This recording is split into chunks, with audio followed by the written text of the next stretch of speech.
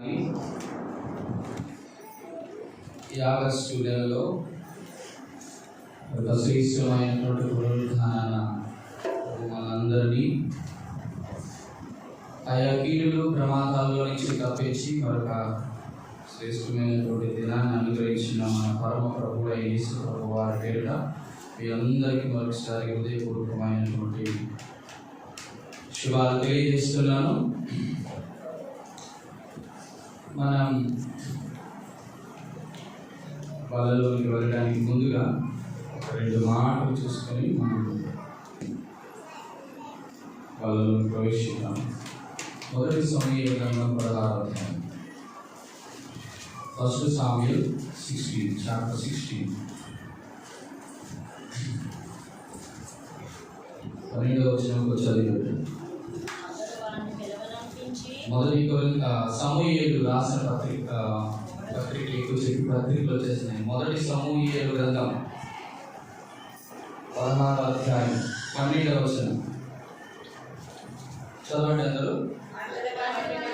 అందరూ కలిసి. అంతడు వారిని పిలిపించి లోపలికి వచ్చాను. వాడు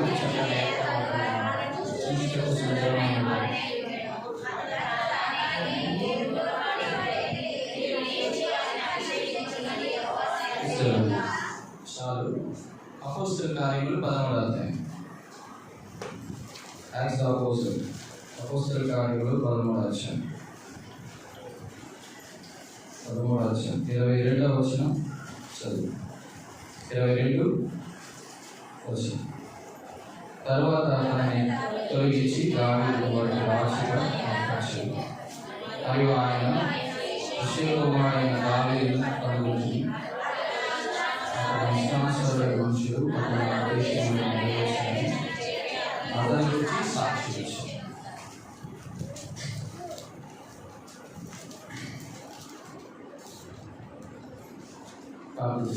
పరిశుద్ధుల తండ్రి, పరిశుద్ధమైన స్తోత్రాలు. ఒకసారి ఆశ్రయానికి వస్తున్నాం. అనాథుడైన నాయకుడు ప్రభాని ఇప్పుడు జ్ఞాపకం చేసుకుని మరొక శ్రేష్టమైన రోజులో ప్రభాని విడుదలను నిలబెట్టడానికి వాటి ద్వారా పరిచయం చేయడానికి ఇష్టపడతారు అన్న ఎన్ని బలహీనతలు కలిగిన వాడు ఎన్నో ప్రభా చెప్పలేని నానుడితో అధమూడుల ప్రభా నిరుతుడుల ప్రభా నిజంగా వంటి దుస్తుడైన భ్రష్టుడైన కోసం ఉండడు. అంత దౌర్భాగ్యాన్ని ఒప్పుకుంటున్నాను. కానీ కేవలము నీ శిలువ రక్తం ద్వారా నన్ను కడిగి పవిత్రపరిచి ఇక ప్రభా అన్నిషులకు నిబంధనగా మీ ప్రజలకు వెలుగుగాను ప్రభా ఈ విషయంలో నా చేపట్టుకొని నన్ను కాపాడి నన్ను నియమించిన స్తోత్రాలు ప్రభా. ప్రకటించేవాడు, గ్రహింపచేయవాడు, ఒప్పింపచేయవాడు నీవే. ఈ పాదము దగ్గర నేను ప్రవేశిస్తున్నాను. అదొకటి నన్ను ఒప్పుకుంటూ నీ బలిపీఠపు మీద కాలుతున్నటువంటి నిప్పు పొరుగుతో నా యొక్క గొంతుని 4 పెదవులను కాల్చి లౌకికమైన మాట ఏది రాకుండా శిలువ జ్ఞానాన్ని ఆధారం చేసుకొని ఈ మాటలు ప్రకటించినట్టు గ్రహించి ఆ మాటల ద్వారా సంఘం క్షేమాభివృద్ధి హెచ్చరిక ఆదరణ పొందినట్లు కృపతో ఈ దాసును మరొకసారి జ్ఞాపకం చేసుకొని కనికరించి సహాయం చేసి మీ మహిమ కొరకే వాడుకోం. యేసుక్రీస్తు అతి శ్రేష్టమైన నామమున ప్రార్థించడం తండ్రి.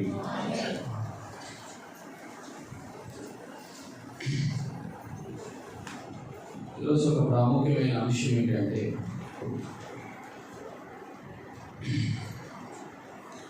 నేను కోరుకున్నవాడు ఇక్కడే. దేవుడు ఏ వ్యక్తినైనా కోరుకోవడానికి ముందుగా ఏం చేస్తాడంటే అపోస్తలుల కార్యములు 13వ అధ్యాయంలో మనం చదివాం. యెషయా కుమారుడైన దావీదును దేవుడు కనుక్కుంటాడు. కనుగొన్న తర్వాత కోరుకుంటాడు. కోరుకున్న తర్వాత ఆయన ఇచ్చేటటువంటి గొప్ప బాధ్యతను బట్టి ఆయన క్రయము చెల్లించవలసి ఉంటుంది. 3 మాటలుగా జ్ఞాపకం చేసుకోండి. తర్వాత ముందుకు అడుగుతున్నాను. మొదటిది కనుగోవాలి, రెండోది కోరుకోవాలి, తర్వాత గ్రహించాలి. దేవుడు ఇప్పుడు కూడా మనుషుల్ని కోరుకోవడానికి ముందుగా కనుగొంటాడు, కనుగొన్న తర్వాత కోరుకుంటాడు, కోరుకున్న తర్వాత క్రైములు చెల్లించడానికి కృపను అనుగ్రహిస్తాడు. కాబట్టి 3 రకాలైనటువంటి విషయాలు ఇలా జ్ఞాపకం చేసుకోండి. నేను దేవుని చేత కనుగొనబడినానా? 2, దేవుడు నన్ను కోరుకుంటున్నాడా? దేవుడు క్రైమ్ చెల్లించడానికి నా కృపను అనుగ్రహిస్తున్నాడా? ఒకవేళ ఈ 3 మంది కాకపోతే ఈరోజు దేవుడు మనల్ని కోరుకోవడం లేదన్నా. సాధారణంగా ఎవరు కోరుకుంటారు అంటే, అక్కడ అంటాడు దావీదు మహారాజుని, అతడు నా ఇష్టానుసారుడైన మనుషుడు, తర్వాత నా ఉద్దేశములన్నీ కూడా నెరవేరుస్తాడు. ఎంత చక్కటి మాట అండి. దేవుడు నిజంగా మనల్ని కోరుకుంటున్నాడా? నేను ఒక్కొక్కసారి మాట ఆలోచించినప్పుడు, దేవా, సాధారణంగా మనుషులైనటువంటి మనం ఏమి కోరుకుంటాం? చక్కటి వస్త్రాలు బాగుంటే కోరుకుంటాం, చక్కటి ఇల్లు కోరుకుంటాం, చక్కటి బంగారాన్ని, లేకపోతే ఏది ఉంటే వాటిని కోరుకుంటాం, భౌతిక సంబంధమైన. దేవుడికి కొన్ని కోరికలు ఉన్నాయి. మీరు అనుకోవచ్చు, దేవుడి కోరికలు ఉంటాయా? కోరికలు ఉంటాయి.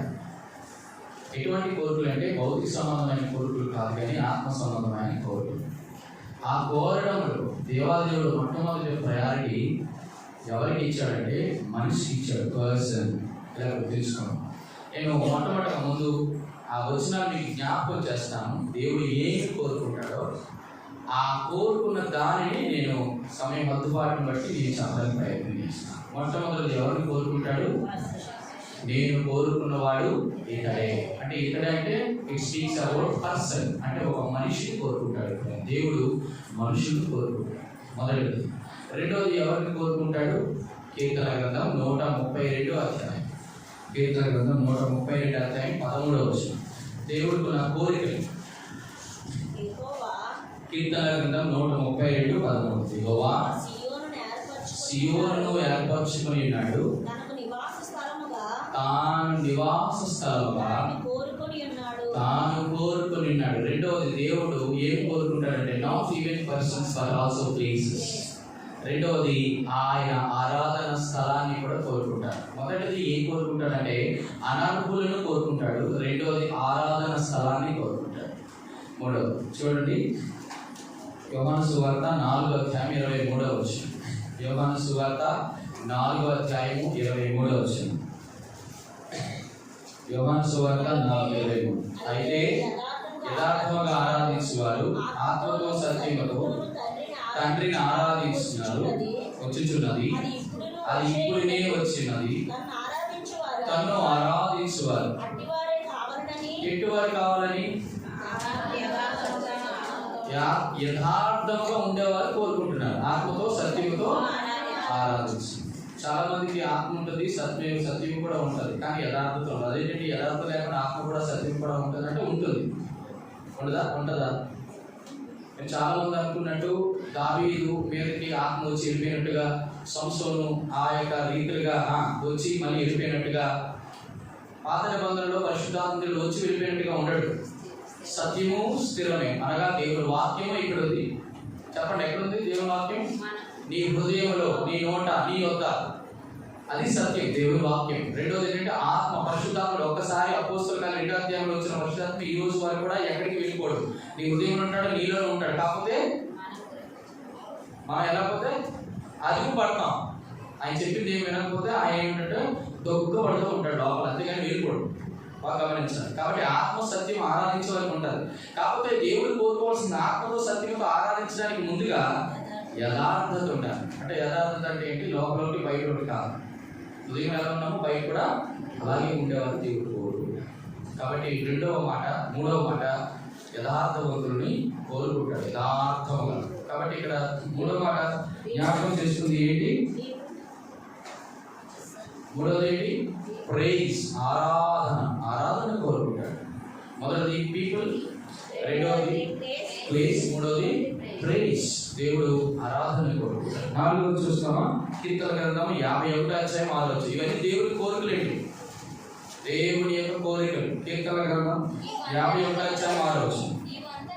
నీవు అంతరంగంలో చూడండి, నీవు అంతరంగంలో సత్యమును కోరుచున్నాడు. సత్యం అంటే యోహాను సువార్త 17:17లో నీ వాక్యమే సత్యం. ఇప్పుడు కూడా నేను చెప్తాను కదా, సత్యము అనేటువంటివి 3 ఉంటాయి.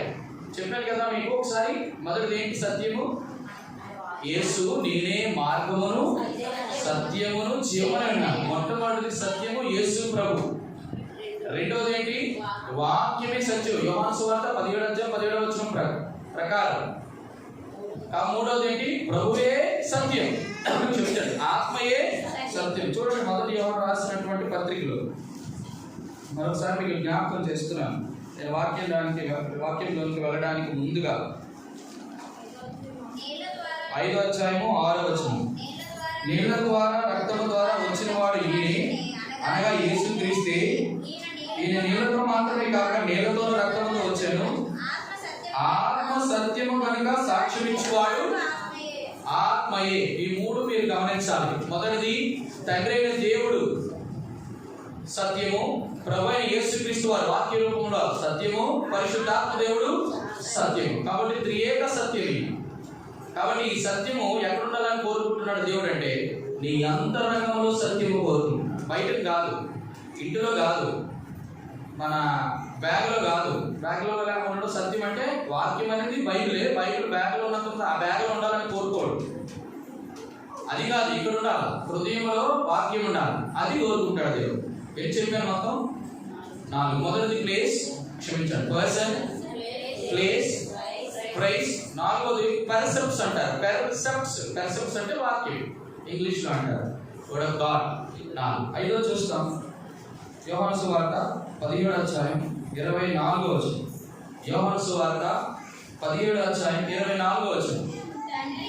తండ్రి, గట్టి చదువుతాను. తండ్రి నేను ఎక్కడ ఉందునో నీవు నాకు అనుగ్రహించిన వారును నాతో కూడా ఉండవలనని నీవు నాకు అనుగ్రహించిన నా మహిమను చూడవలనని. ఎవరు చూస్తారు? అందరూ చూడరు. ఎవరు చూస్తారు? చదవండి మళ్ళీ ఒకసారి. నీవు నాకు అనుగ్రహించిన నా మహిమను చూడవలనని ఎవరు చూస్తారు? పై చదవండి మళ్ళీ. ఇంకా తండ్రి నేను ఎక్కడ ఉంటానో అక్కడ నీవు నాకు అనుగ్రహించిన వారును నాతో కూడా ఉండవాలి. అంటే అర్థం ఏంటి? యేసుక్రీస్తు ప్రభువుతో ఉన్నవారు ఎవరంటే దేవుని చేత అనుగ్రహింపబడిన వారు. దేవుని చేత అనుగ్రహింపబడినటువంటి మనుషులు యేసు ప్రభుతో ఉంటారు. వారే దేవుని మహిమను చూస్తారు. దేవుడు అనుగ్రహించిన వారు ఎవరు? సంఘం, విశ్వాసులు. ఎక్కడుంటారు వాళ్ళు? ఆయనతో ఉంటారు. ఎవరైతే ఆయనతో ఉంటారో ఆయన మహిమను చివరికి చూస్తారు. కాబట్టి మహిమను కూడా చూడాలని దేవుడు ఆశపడుతున్నాడు. కాబట్టి 5 విషయాలను మాత్రం ఇలా జ్ఞాపకం చేసుకుందాం. ఓకేనా? 5వది ఆఖరిది ప్రెజెన్స్, మహిమను చూస్తారు. మొదటిది పర్సన్, రెండవది ప్లేస్, మూడవది ప్రైజ్. ప్రైజ్ అనుకుంటున్నాను. ప్రైజ్ స్తుతి లేక ఆరాధన. 4 పర్సెప్ట్స్ అంటే వాక్యము లేక సత్యము. 5వది ప్రెజెన్స్. కాబట్టి ఈ 5 మనం చూడటానికి మనం వల్ల పడదేమో. బహుశా 1 లేక 2 చూసి మనం ముగిస్తాం. మనం ఏంటి బాధ దగ్గరికి వచ్చి సరి చేసుకోవాల్సింది? నేను 3 విషయాలు చెప్పాను. మొదటిది, దేవుడు మనుషులు కోరుకుంటే ఆ మనిషికి దేవుడు 3 చూస్తాడు. మొదటిది ఏంటో చెప్పనా? దేవుడు ఒక వ్యక్తిని 3 కోరుకుంటే ఏ 3 ఉండాలి? 3 లక్షణాలు. ఆ 3 లక్షణాలు దావీదుకు ఉన్నాయట. ఏంటి ఆయనకున్న 3 లక్షణాలు చెప్తారు మీరు ఎవరైనా? దావీదుకి ఉన్నటువంటి 3 లక్షణాలు 16వ అధ్యాయం 12వ వచనం. ఎప్పుడు కోరుకున్నాడు? పిలువనంపించి లోపలికి తోడుకొని వచ్చాను. అతడు ఎర్రని వాడు, చక్కని నేత్రములు కలిగిన వాడు, చూచుటకు సుందరమైన వాడునై ఉండెను. అతడి లాగానే నేను కోరుకున్నవాడు ఇతడే. ఇప్పుడు బాగా గమనించండి, ఒక వ్యక్తిని దేవుడు కోరుకోవాలంటే దేవుడు మూడు చూస్తాడు. మొదటిది ఎవరు ఉన్నాడా లేదో చూస్తాడు. రెండోది అతడు చక్కని నేత్రాలు కలిగిన వాడు, అంటే కన్నులు కలిగిన వాడా కాదో చూస్తాడు. మూడోది ఆడు సుందరంగా ఉన్నాడా లేదో చూస్తాడు. ఈ మూడు ఎవరైతే ఉంటాయో దేవుడు వాడిని కోరుకుంటాడు కదా. మీకు అర్థమైందా లేదా? అంటే ఇక్కడ ఎవరంటే మిస్టర్ పర్ఫెక్ట్నే కోరుకుంటాడు దేవుడు. మిస్టర్ పర్ఫెక్ట్నే కోరుకుంటాడు, అందరినీ కోరుకోడు. అటువంటి వారిని ఏం చేస్తాడంటే కనుక్కుంటాడు ఫస్ట్, తర్వాత కోరుకున్న తర్వాత ఆయన వాళ్ళకి ఏమి ఇస్తాడంటే కృపను అనుగ్రహిస్తాడు. ఈ మూడు గమనించాలి, కనుక్కుంటాడు, కోరుకుంటాడు, కృపను కూడా అనుగ్రహిస్తాడు. నా చంటి బిడ్డల తల్లు దయచేసి మీరు బయటకు వెళ్ళిపోయి బయటకు కూర్చొని దేవుని వాక్యాన్ని ఆలోచించాలి. ఎందుకంటే పిల్లల వల్ల డిస్టర్బెన్స్ అవుతుంది, వాక్యానికి చాలా ఆటంకం కలుగుతుంది. ఇది గత 2-3 నెలల నుంచి జరుగుతుంది. ఏమనుకోకుండా బయట నుంచి దేవుని వాక్యాన్ని ఆలోచించాలి, బయట కూర్చొని ఆలోచించాలి. రైట్. కాబట్టి దేవాది దేవుడు మనల్ని కోరుకుంటున్నాడు. ఇప్పుడు ఒక మాట, మనము దేవుడి చేత కోరబడుతున్న వాళ్ళమా? దేవుడు కోరుకుంటే ఒకవేళ ఈ 3 లక్షణాలు మనలో ఉన్నాయా? ఒకవేళ ఈ 3 లక్షణాలు లేకపోతే దేవుడు మనం కోరుకోడు కదా. అవునా కదా? అవునా కదా? అందులో ఏం చెప్పాను? మొత్తం 5 విషయాలు చెప్పాను. 5 విషయాలు చెప్పాను, 4 ఏం చెప్పండి? మొదటి, పర్సన్స్ ని కోరుకుంటాడు. 5 చెప్పాను. ఇంకొకటి 2 చెప్పేస్తానా? 7 కూడా సంపూర్తి అయిపోతుంది. 6 చెప్పిన. ఒకటి మీరు ఎక్కడండి చూస్తారు, మీరు ఎలా ఎక్కుతారు. రండి, ఇంకొక మాట జ్ఞాపకం చేస్తాను. మత్తయి సువార్త 12:7. మత్తయి సువార్త 12:7. ఇది దేవుని యొక్క కోరికలండి. ఇవి మీరు కళ్ళు మూసుకొని తెరిచే టైం కూడా చెప్పాలి. మరియు కనికరమునే కోరుకుంటున్నాను కానీ బలిని నేను సాక్షి. ఏం కోరుకుంటాడు దేవుడికి? ఉన్న ఇంకో కోరిక, 6వ కోరిక కనికరమును కోరుకుంటాడు. అది కూడా రాసుకోండి, చాలా మంచి. 6. 7వది మీరు చెప్తారో నాకు చెప్పంటారా? అన్నీ ఏం చెప్పరు, మీరు రైట్. మనకున్న తక్కువ సమయం కాబట్టి రెండింటిలో కనీసం ఒకటి కంప్లీట్ అవుతుంది. దేవాది దేవుడు నిన్ను నన్ను కోరుకునే స్థాయిలో మనం ఉన్నామా అనేదే ఈరోజు అంశం. ఒకవేళ ఈరోజు బలలోకి చేయడానికి వచ్చిన మీరు కానీ నేను కానీ మనం అందరం కానీ దేవుడు నిన్ను నన్ను కోరుకుంటున్నాడు. అయితే కోరుకోవడానికి దేవుడు మనల్ని కనుగొన్నాడు. అయితే ఇంతకీ దేవుడు కొరకు మనం కొనుగొని కోరుకున్నటువంటి మన దేవునికి మనం ఏం క్రైమ్ చెల్లించాలి అని అంటే, నేను ఇందాక చెప్పాను కదా, దేవుడు నిన్ను కోరుకోవడానికి నీలో 3 లక్షణాలు ఉండాలని చెప్పాను. మీరు గమనించండి, ఆయన ఎర్రని వాడట, చక్కటి నేత్రాలు కలిగిన వాడు, చూచుటకు సుందరుడిగా ఉన్నట. అంటే మిస్టర్ పర్ఫెక్ట్. దీన్ని ఏమంటారంటే మిస్టర్ యూనివర్స్ అన్నమాట. మిస్ యూనివర్స్, మిస్టర్ యూనివర్స్ అని అంటారు కదా. అందాల పోటీలు పెట్టినప్పుడు నేను ఒక ప్రశ్నలు అడగనా? బైబిల్ మొత్తంలో అదే, అందుకే మీరు చెప్తారని నేను నాగాను. అతి సుందరుడైన వాడు ఎవరు బైబిల్లో? ఏ సుందరుడు చెప్పాలి? అమ్మా చెప్తారా? ఏ సుందరుడు? మోషే. ఏ సుందరుడు? పేరు, ఆయనకు ఒక పేరు రాయబడింది. ఏ సుందరుడు?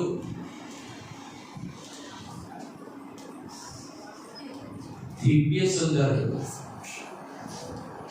ఉందా లేదా? చూడండి, మాట చూపిస్తాను. ఉంటుంది, అక్కడ ఉంటుంది కానీ మనలో ఉండదు. అదే పెద్ద ప్రాబ్లం. రండి, హెబ్రీయులకు రాసిన పత్రిక, హెబ్రీయులకు రాసిన పత్రిక. అది ఎక్కడ ఉందో కొంచెం ఎరపట్టుకోండి. కనీసం టైం అయిపోతుంది కాబట్టి నేను చెప్పి నేను చెప్పనా, మీరు చెప్తారా?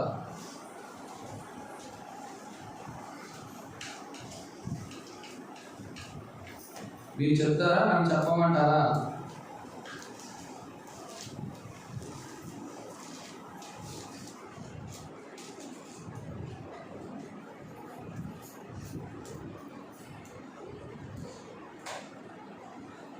మీరు చెప్తారా, నన్ను చెప్పమంటారా?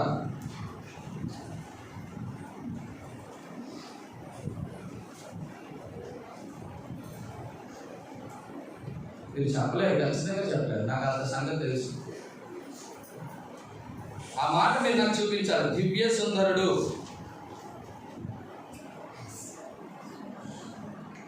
అరే అక్కడే ఉంది కదండి, మీరు వెతకండి. దేవునికి మహిమ కలుగుగా. మీకు అన్నీ కూడా చక్కగా వంట వండి పలావ్ చేసి మీ దగ్గరికి తీసుకొచ్చి తినండి రా బాబు అంటే తినడానికి కూడా లేదు కదా, తినిపించినాను నేను.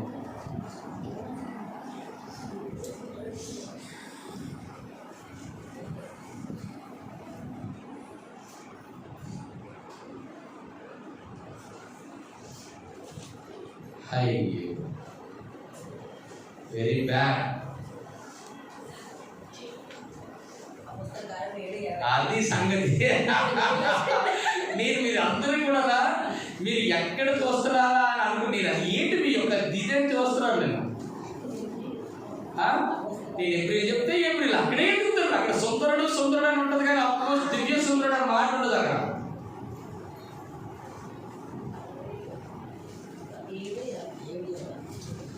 కొన్ని ఇదే మాట ఎక్కడ ఉంది? సుందరుడు అనే మాట ఎక్కడ ఉంది?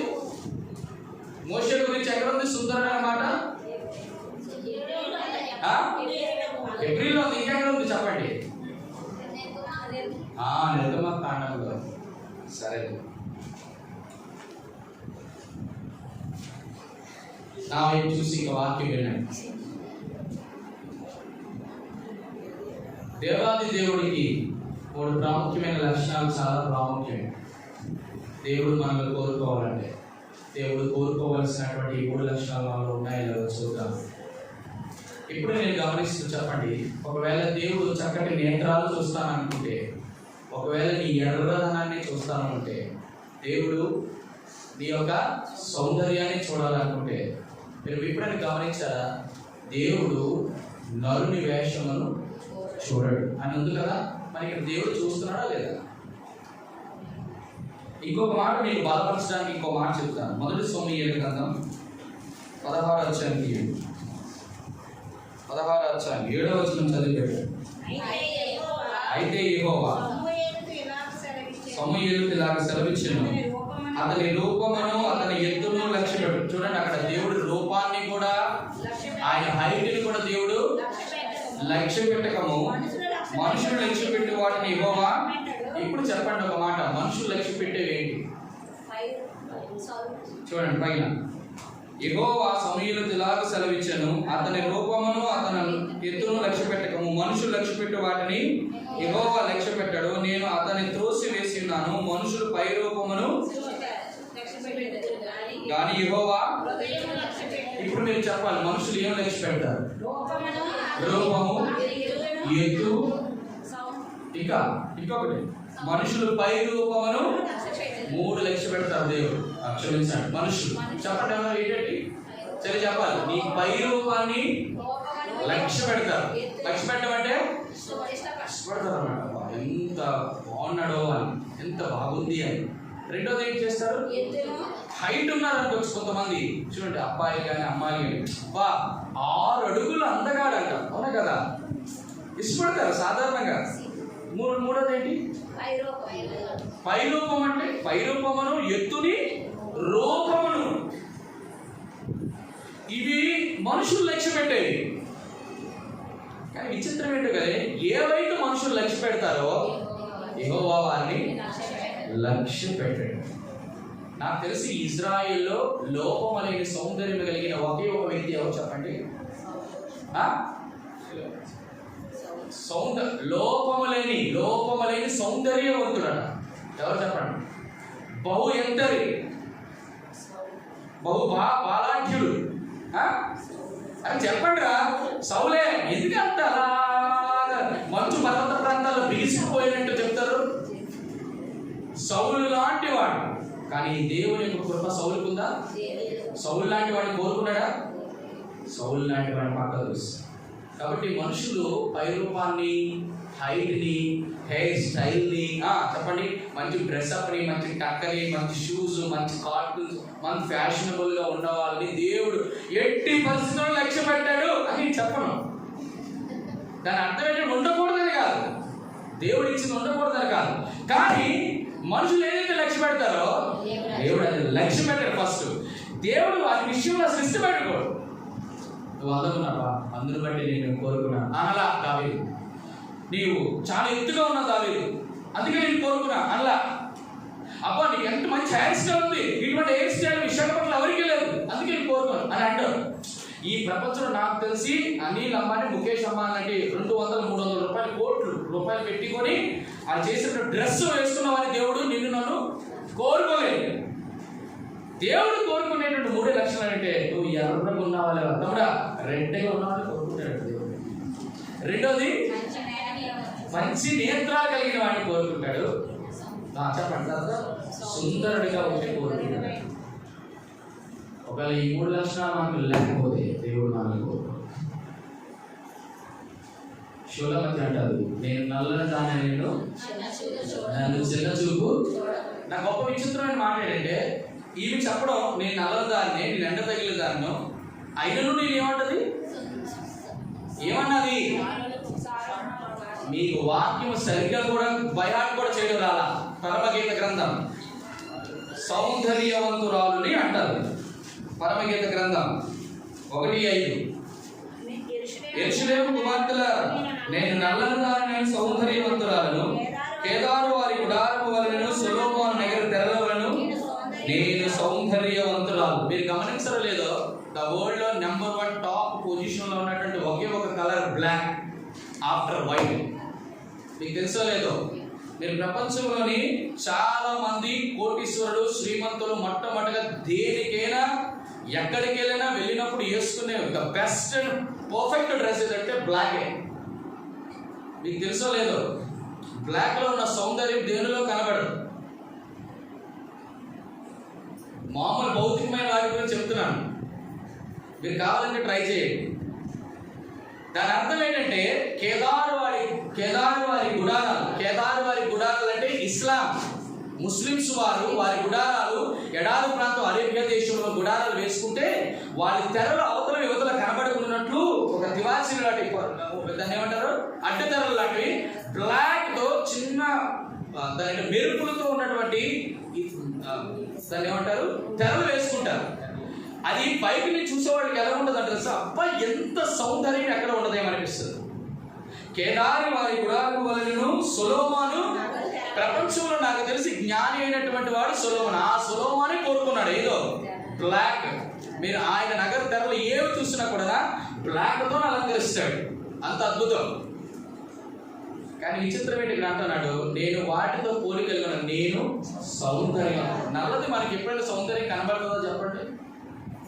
నల్లని దానిని నేను సౌందర్యవంతురాలు అంటారు శులామితి. ఇప్పుడు గమనించడానికి వాక్యంలో వెళ్ళడానికి ప్రయత్నించాను. మన దేవుడు పై రూపమును లక్ష్య పెట్టాడు, ఎత్తును లక్ష్య పెట్టాడు, నీ అందాన్ని లక్ష్య పెట్టాడు, పై రూపాన్ని అసలు లక్ష్య పెట్టనే పెట్టాడు.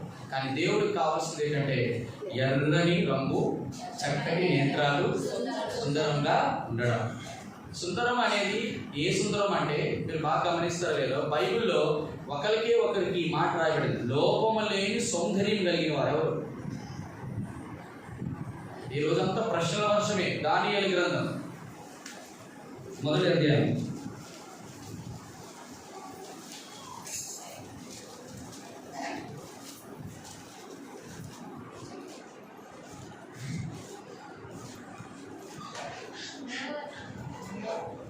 చదువున్నాను.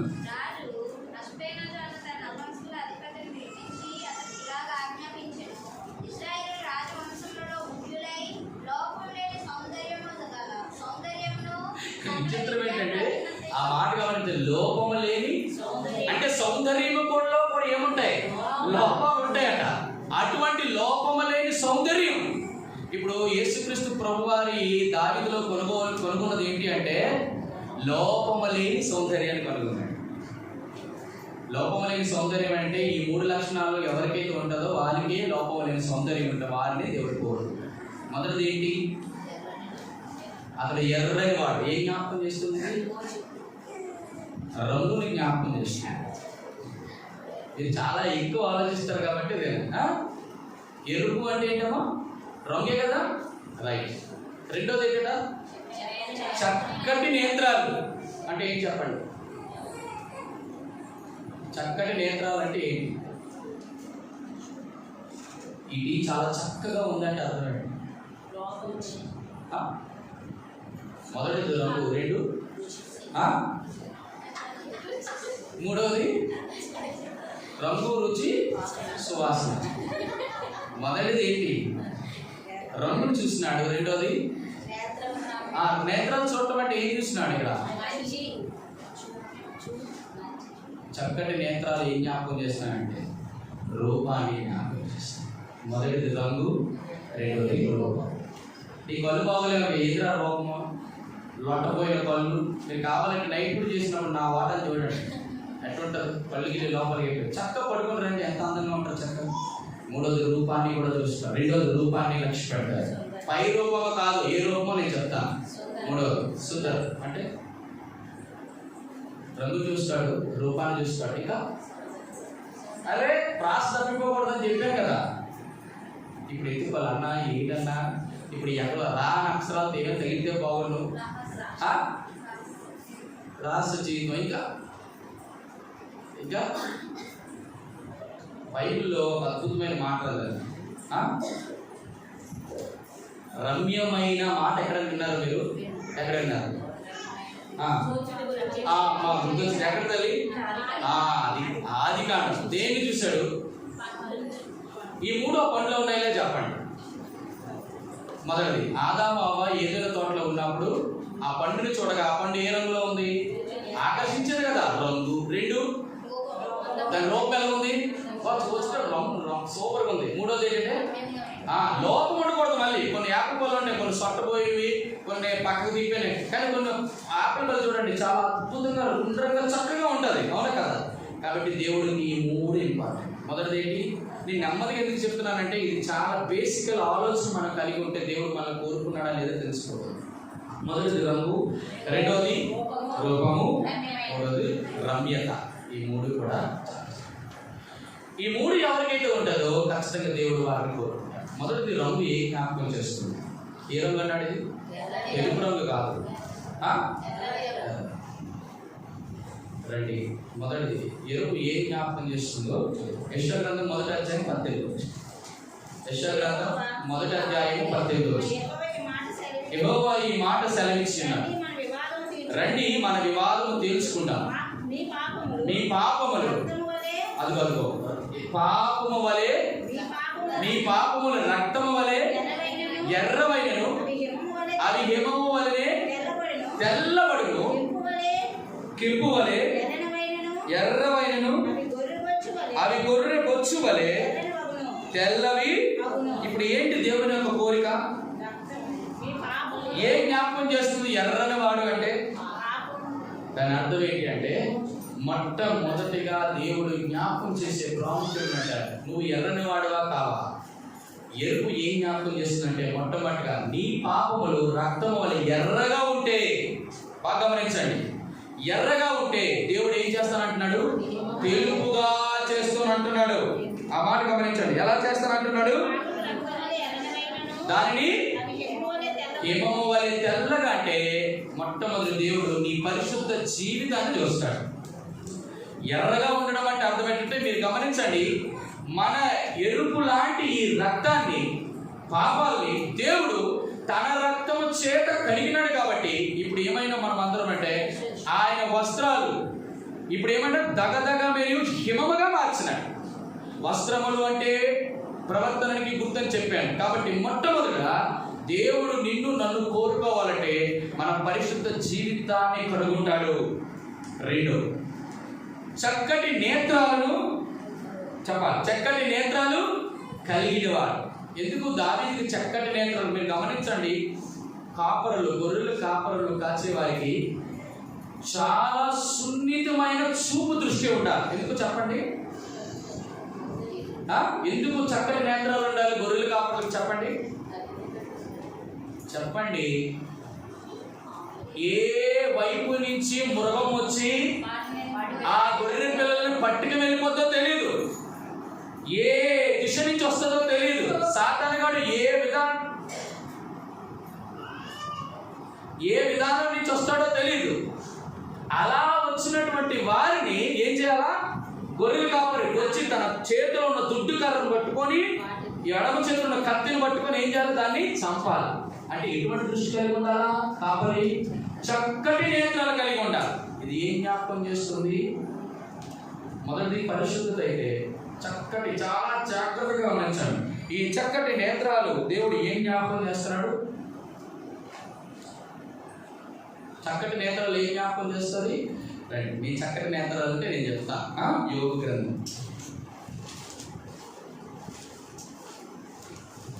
మొదటిది పరిశుద్ధత, ఆ మాట జ్ఞాపకం చేసుకోండి. 31వ అధ్యాయం మొదటి వచనం. నేను నా కన్నులతో నిబంధన చేసుకుంటుని కన్యకులు నేను ఎలాగ చూచుదను, అలాగే చేసిన ఎన్న ఎడల పరమునున్న దేవుని ఆజ్ఞకు ఏమగును. 9వ వచనం. నేను హృదయం నా పరస్త్రీని మోహించిన ఎడల, నా పొరుగువాని ద్వారము నేను పొంచిన ఎడల, నా భార్య వేరొకని తిరగలి విసరును గాక. మొట్టమొదటి ఏం చెప్పాడు? నేను నా కన్నులతో నిబంధన. బాగా గమనించండి. నా కన్నులతో నేను ఒక నిబంధన చేశాను, కన్యకలు నేను ఎలాగా చూచుదును. బాగా గమనించండి, బాగా గమనించండి.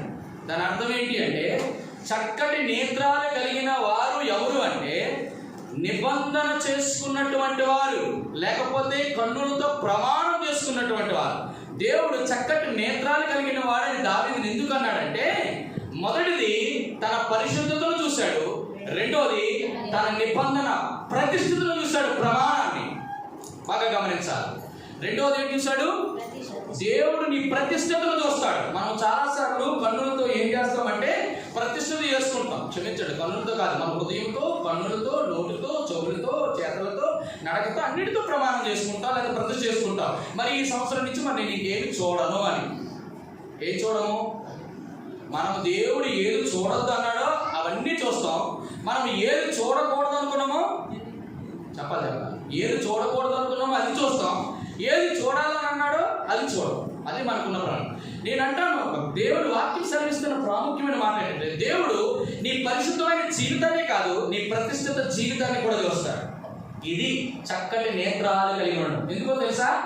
నీ కన్నే నీ దేహమునకు దీపము కనుక, చెప్పండి, నీ కన్నుల ద్వారా లోపలికి ప్రవేశించి నీ దేహం అంతా కూడా అపవిత్రపరుస్తుంది. కాబట్టి ఈ కన్నులతో మనకు ప్రతిష్ఠత ఉండాలి. మీకు అర్థమైందా లేదో? నేను కొంతమంది దగ్గరికి వెళ్తుంటాను, వాళ్ళు వెళ్ళిన తర్వాత ఇలాగని నేను అన్నానని ఏమనుకోకండి, ఇది సంతృప్తి క్షేమాభివృద్ధికే. మనం ప్రభువు నమ్ముకున్నాం, బలలో చేవేస్తున్నాం కదా. ఇంటికి వెళ్ళిన తర్వాత మీలో ఎంతమంది నేను అడగలు చేయొద్దని నీ మనస్సాక్షి తెలియాలి. నేను ఖచ్చితంగా ఈ కన్నులతో నేను ఒక నిబంధన, నేను ఎన్నోసార్లు చెప్తుంటాను. ఎందుకు నేను ప్రతిసారి ఘాటిని చెప్తుంటానంటే, నీలో పాపం ప్రవేశించడానికి కారణం నీ కళ్ళే కాబట్టి, ఆ కళ్ళుని ప్రేరేపించింది నీ హృదయం కాబట్టి. అందుకే యోబు రెండింటితో నిబంధన చేశాడు. నా హృదయంలో పరస్త్రీని మోహించినట్లు అన్నాడు, నా కన్నులతో కన్నికలను చూచినట్లు అన్నాడు, పరమున్న దేవుని దృష్టికి నేను చెప్పాలి వేషధారిని. అంటే ఆ వేషధారిని అంటే అర్థం చెప్పరా? కన్నులతో మనం నిబంధన చేసుకుంటాం, కానీ దేవుడితో ప్రమాణం చేసి కూడా అపవిత్రమైన వాడికి వస్తుంది. చాలా మంది ఇక్కడ కూర్చున్న వాళ్ళు యూట్యూబ్ చూసేవాళ్ళు, ఇన్స్టాగ్రామ్ చూసేవాళ్ళు, ఫేస్బుక్ చూసేవాళ్ళు, వాట్సాప్ చూసేవాళ్ళు చాలా మంది చూస్తున్నారు. ఇక్కడ చూసేవాళ్ళు యూట్యూబ్లో పనికి మాలిన చెత్తలు చూస్తున్న వాళ్ళు ఎంతమంది ఉన్నారో నేను అడగను. పనికి మాలిన సీరియల్స్ దానిలో విజువల్గా చూస్తున్న వాళ్ళు ఎంతమంది ఉన్నారో తెలియదు. పనికి మాలిన సినిమాలు, ఏదైతే దేవుడు ఒకప్పుడు మనం వదులుకున్నామో తిరిగి అదే కన్నులతో. కొంతమంది మీకు విషయం చెప్పనా బిడ్డలారా, ఇంకొక అద్భుతమని చెప్తాను. బాప్తిజం తీసుకున్న తర్వాత దేవుడు ద్వారా నీకు పరీక్ష వస్తే, అపవాది ద్వారా నీకు శోధనలు వస్తాయి. ఆ వచ్చిన దానిలో చాలా ప్రాముఖ్యమైనది ఏంటంటే సీరియల్, సినిమాలు చూడడం, అపవిత్రమైన చూడడం. నేను చెప్పాను కదా, వెండి ధర, రెండోది బుల్లి ధర, చిట్టి ధర. చిట్టి ధర నీ దగ్గర చేతులకు వచ్చిన తర్వాత మనకి బోల్డ్ అని చూస్తుంటాం. ఒక భార్య పక్కన కూర్చుంది, ఇంకొక భార్య ఇంకొక పక్కన చూస్తుంది. దేవుడు ఇంకా నేను కోరుకోకపోతే నీకు పరలోక రాజ్యం ఉండదు. పరలోక రాజ్యంలో దేవతల దగ్గర ఆపేస్తాడు. ఆపేసిన తర్వాత మీరు అనుకోవచ్చు, బాప్తిజం తీసుకున్న తర్వాత నేను ఎన్నో పొరపాటులు. నేను ఎందుకే ఈ మాట చెప్తున్నాను, చాలా జాగ్రత్త ఆలోచించండి. బాప్తిజం ఇక్కడ తీసుకున్న వారు నేను సరిగ్గా ఉన్నానండి, అది నన్ను ఎక్కడ ఎవరు కూడా ఉండలేరు, ఉన్నానంటే వాడు అబద్ధం చెప్పుకుంటున్నాడని అర్థం. విషయం, బాప్తిసం తీసుకున్న తర్వాత కూడా పాపం చేసేవాళ్ళు ఉన్నారు. అలాగని బాప్తిసం అనేది పాపం చేయడానికి లైసెన్స్ అని మాత్రం అనుకోకండి. బాగా గమనించారా? బాప్తిసం అనేది దేవుని యొక్క పరలోక రాజ్యంలో వెళ్ళడానికి ఎంట్రీ టికెట్. అది లేకపోతే ఎవడు, కాబట్టి టికెటే లేకపోతే చాలా జాగ్రత్తగా అనిపించండి. బాప్తిసం తీసుకున్న తర్వాత చాలా మంది పొరపాట్లు, తప్పుడు పనులు, పాత దానికంటే ఇంకా ఎక్కువగా చేయడానికి కారణం నేను గతసారి కూడా చెప్పాను. 3 ప్రాబ్లమ్స్, 3 రకాలైన పరిస్థితులు. మొదలు చెప్తారా ఎవరు? ఎందుకు బాప్తిసం తీసుకున్న తర్వాత కూడా చాలా మంది పాపంలో పడిపోతున్నారు? మొదటిది, నేను 3 విషయాలు చెప్పాను. అరే 3 విషయాలు మీకు చెప్పాను కదా. మొదటిది ఏంటి? ఆ రోజు రుతమ్మ గారి ఇంట్లో కూడా నేను చెప్పాను. మీరు ఇంకా పుస్తకాలే తిరిగేస్తున్నారు. ఏమా ఏం చెప్పాను? సరే చెప్పిన వాక్యమే గత వారమేనా ఇది? ఏం చెప్పినా సిస్టర్స్ ఏం చెప్పాను? ఇంజనీరింగ్ స్టూడెంట్ మీరు రాలేదు. ఇంకా ఏం చెప్పాను? బ్రదర్ ఆనంద్ బ్రదర్ ఏం చెప్పాను? దేవుని వాక్యం వింటారా?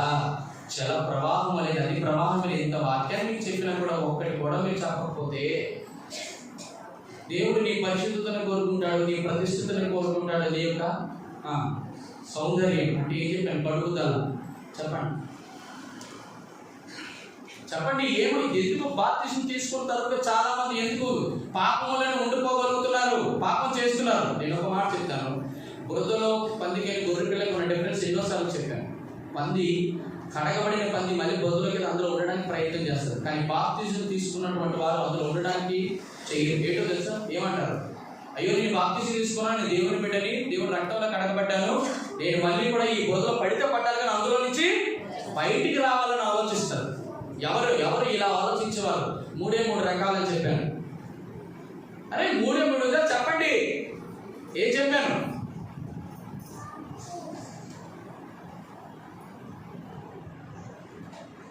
ఏం చెప్పాను? 3 విషయాలు చెప్పాను. ఏం బ్రదర్ ఏం చెప్పాను? కొన్ని ఇంకా జ్ఞాపకం చేస్తాను. ఒక వ్యక్తికి లోపల రోగం వస్తే, జలుబు కానీ దగ్గు కానీ జ్వరం, దానిని బట్టి బలహీనుడు అవుతాడు. బలహీనుడైతే రోగగ్రస్తుడు అవుతాడు, రోగగ్రస్తుడైతే చావు కూడా వెళ్ళిపోతాడు. అటువంటి వారు వెళ్ళకుండా నేను నియంత్రించేది ఏది?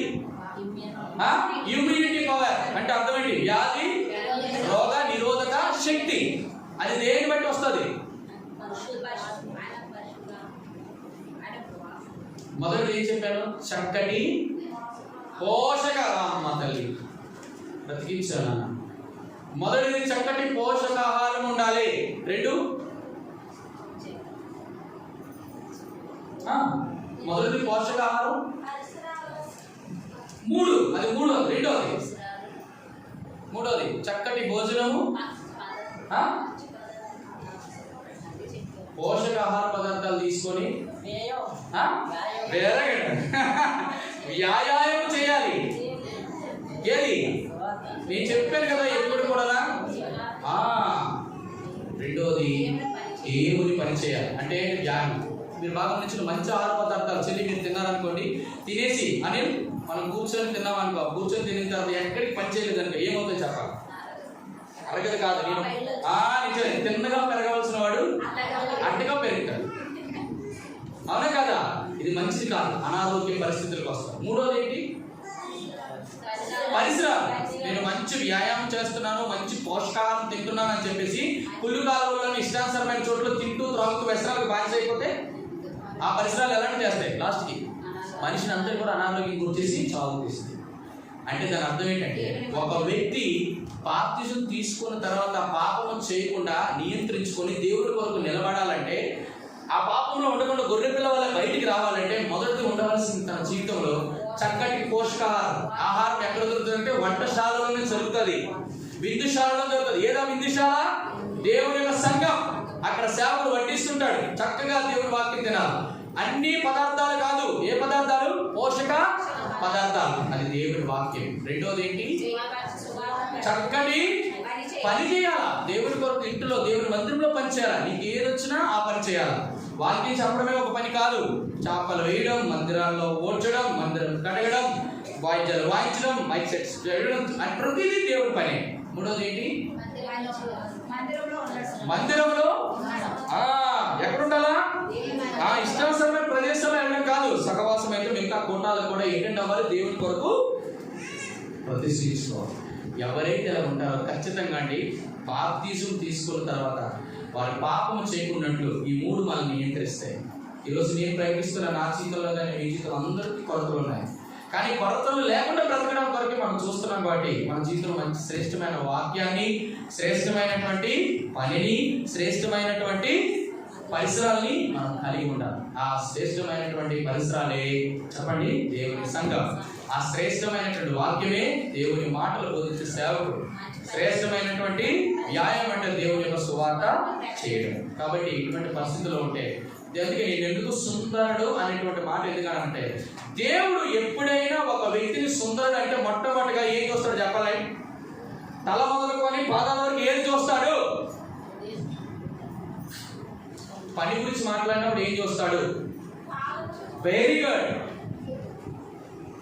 ఏమన్నాడు? ఉత్తమమైన వాటిని ప్రకటించు సియోను కుమార్తెలారా మీ పాదములు అబ్బా సుందరమైనవి. కాబట్టి నీ జీవితంలో మీరు గమనించండి, మోషేని సుందరుడా, దివ్య సుందరుడా అనడానికి ఒకటే ఒక కారణం ఏంటి తెలుసా? తన 40 సంవత్సరాల జీవితం ప్రభు కొరకు ఏం చేశాడు? నమ్మకంగా సువార్త పని చేశాడు, దేవుని కొరకు నిలబడ్డాడు, ప్రతిష్ఠ కలిగి ఉన్నాడు. కాబట్టి నీ నా జీవితంలో నేను ముగిస్తున్నాను. మొదటిది ప్రతిష్ఠత కలిగి క్షమించండి, పరిశుద్ధత, కడుగుదల రక్తము ద్వారా.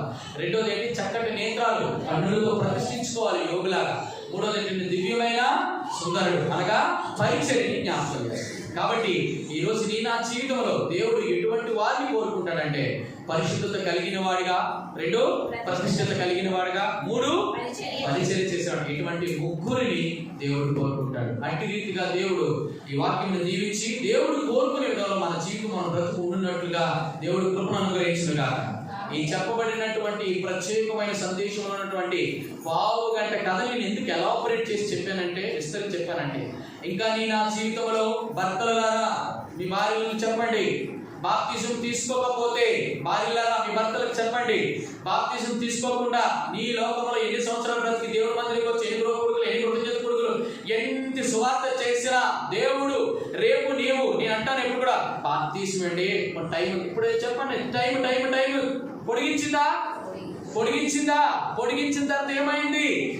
మీ జీవము ఏ పాటిది ఇంతలో కనబడి అంతలో మాయమే ఆవిర్లంటే వాడు ఏ క్షణానికి ఏ ఉపద్రవము ఏ ప్రమాదం వస్తుందో మనకి తెలియదు. భర్తలారా మీ భార్యను ప్రోత్సహించండి, భార్యలారా మీ భర్తలు ప్రోత్సహించండి, తల్లులారా మీ కుమారులను మీ కుమార్తెలు ప్రోత్సహించండి. బాప్తిజం తీసుకోకుండా ఈ లోకాన్ని విడిచిపెడితే ఇంత భక్తి చేసి ఆఖరికి పర్లోక రాజ్యం వెలుగుతూ అంటాడు, ఈ లోకంలో మనకంటే దౌర్భాగ్యులు ఇంకొకరు. ఈ బిడ్డలు మనమందరం కూడా దేవుని చేత ప్రార్థన చేయండి. అవి వెళ్ళి కూడా త్వరగా దేవుని బాప్తిస్మము ఇవ్వాలా. నేను చెప్పాను కదా, బాప్తిస్మం ఏ వయసు వరకు ఇవ్వాలి? వయసుతో అదేంటన్నా వయసు సంబంధాలు అంటే ఏమవ్వాలి? బాప్తిస్మం తీసుకోవడానికి ఒకటే క్వాలిఫికేషన్ ఏంటి చెప్పండి? కాదు చెప్పాను, ఒకే ఒక మాట, 5 విషయాలు కూడా చెప్పాను. వాడు పాపం విషయం మృతి పొందితే పాతి పెట్టడమే కదా బాప్తిజం. దేవుడి దగ్గర పాపము ఒప్పుకొని ప్రభా తండ్రి నన్ను మీ కుమారుడిగా అంగీకరిస్తే బాప్తిజం తీసుకోవడానికి ప్రయత్నం చేయండి. అటు రీతిగా దేవుడు నేను నన్ను మనందరినీ కూడా పరిశుద్ధులుగా ప్రతిష్ఠులుగా పరిచయవాడుగా నియమించి దేవుడి కొరకు ప్రభా నేను కోరుకున్న వాడిని నన్ను ఉంచయ్యా అంటూ దేవుడిని తీసుకున్న నిర్ణయం పైన ఇది ఆధారపడదు. దేవుడు ఎవరిని కోరుకుంటాడు? ఎర్రగా ఉన్నవారు. ఏం జ్ఞాపకం చేసింది? పరిశుద్ధత కలిగిన వారిని కోరుకుంటాడు. 2 చక్కటి నేత్రాలు. యోగు నా కన్నులతో నేను నిబంధన ప్రమాణం ప్రతిష్ఠత కలిగిన వారిని కోరుకుంటాడు. 3వది దేవుడి కొరకు పరిచయం చేసే వాడిని దేవుడు కోరుకుంటాడు. అటు రీతిగా ఈ యొక్క మాటలు దీవించి ప్రభు మన ఇంటిలో సహాయం చేయడం కాక సేవకులు బలమిస్తారు.